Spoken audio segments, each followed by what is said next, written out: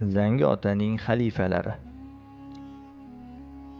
Zangi otaning xalifalari bo'lgan Badr ota va Sadr ota Toshkentda Suzuk ota va ularning shogirdlaridan boshlang'ich saboqni olgach, Suzuk otani ziyorat qilgani kelgan buxorolik toliblarga qo'shilib Buxoroga ketib, u yerda ilm olishadi. Buxoroda ular Uzun Hasan ota va Sayyid otalar bilan tanishib, juda qadrdon, ajralmas do'stlarga aylanishadi.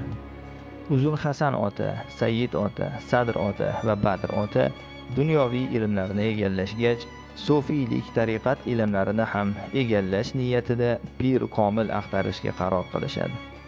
Murshidi komilni topish niyatida uzoq masofalarni bosib o'tishadi.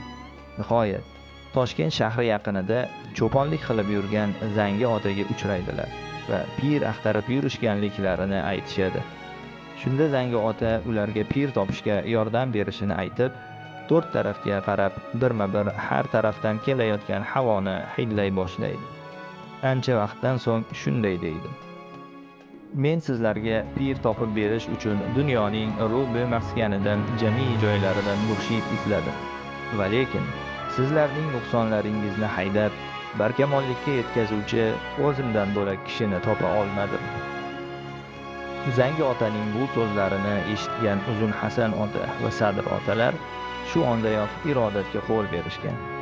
Ammo Sayyid ota va Badr otalarning ko'ngillaridan quyidagi fikr kechadi: Biz sayyid va komil kishilar bo'lsak-u, bu qora tanli odam bizga qanday qilib pir va ustozlik qila oladi? Karomat yuzasidan ularning fikrlari Zangi otaga ayon bo'ladi. Shuning uchun ham kibrlari ketgunga qadar Zangi ota ularni ancha yil tarbiyalaydi. Darhol irodatga yuz tutgan Uzun Hasan ota va Sadr otalar esa tezda irshod huquqini oladilar.